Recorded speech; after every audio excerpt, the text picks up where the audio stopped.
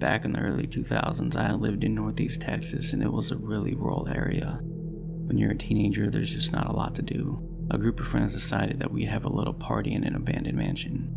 The place was old. How none of us didn't fall through the floor is just beyond me. But I liked to go in there. The ceiling had a mural of the ocean and sailboats on it. It was faded but still visible, and nobody had graffitied it yet. So it was cool to see.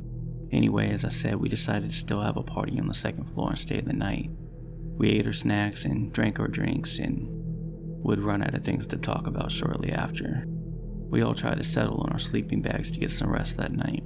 It was cold, so I was wide awake looking out of one of the busted windows at the stars when all of a sudden it sounded like a body had been dropped on the roof, followed by the most unearthly scream I had ever heard in my life.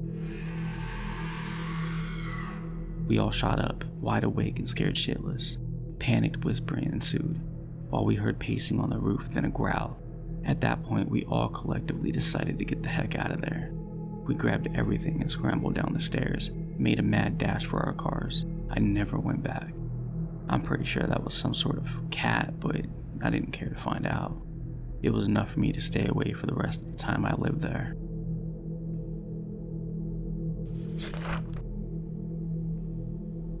So I moved into my house about 3 months ago in El Paso, Texas, and my Vivint security monitor notified me 3 times within 15 minutes that my garage door was open. This was my second week in my house, and every time I opened the door from the kitchen to look out into the garage, it was closed. Then I checked the video on the monitor screen, and I saw who I thought was myself walking out of the front door at the same time the third announcement of the garage door was being opened. I only saw the back of the head of this girl with a black ponytail, wearing a white nylon jacket and a small orange purse draped over her left shoulder. I frequently wear my hair in a ponytail, and I'm about the same height and build as to what this girl appeared to be. I played the video over and over about 20 times, and I really realized this girl was not me after a close reveal. I thought, how in the world is this even possible? I also just got my new 6-month-old Akita puppy the day before. He was in the kitchen with me at the time, and he just never barked. Then after I tried to continue to play the video clips later, it only showed the girl a few times. I did not have my hair in a ponytail on this day, and I do not own a white nylon jacket, but I do own a small orange purse. I could clearly see the girl opening my front door to casually walk outside and leave. I was so freaked out that I immediately called Vivint, and I was on the phone with them for an hour telling them what I had saw.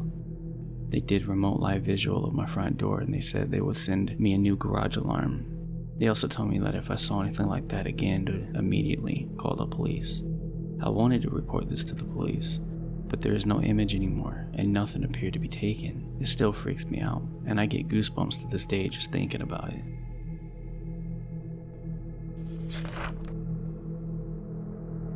A friend of mine had worked for a guy who had inherited an old farmhouse way out in the woods in deep East Texas.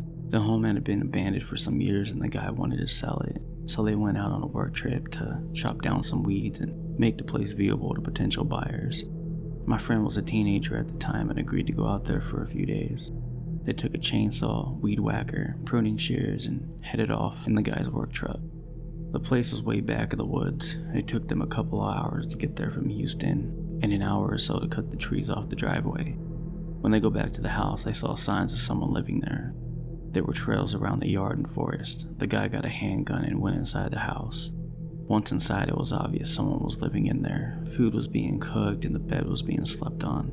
They found lots of wild hog and catfish remains, so whoever was living there was eating them. Then things got real weird. They found a domestic pig alive in the shed. There was a closet in the shed with some women's nightgowns and bras. It seemed as if whoever was living there was dressing the pig up in a bad way. Then they started to find weapons all around the place, like sticks, an axe, and, most alarmingly, a machete. It was obvious whoever was living there had just left when they got there. They were probably close by in the woods. My friend and the guy he was working for left to go get some more guns and help. My friend would not go back to the place. The guy offered him another $1 or $2 an hour, and he told him, no thanks.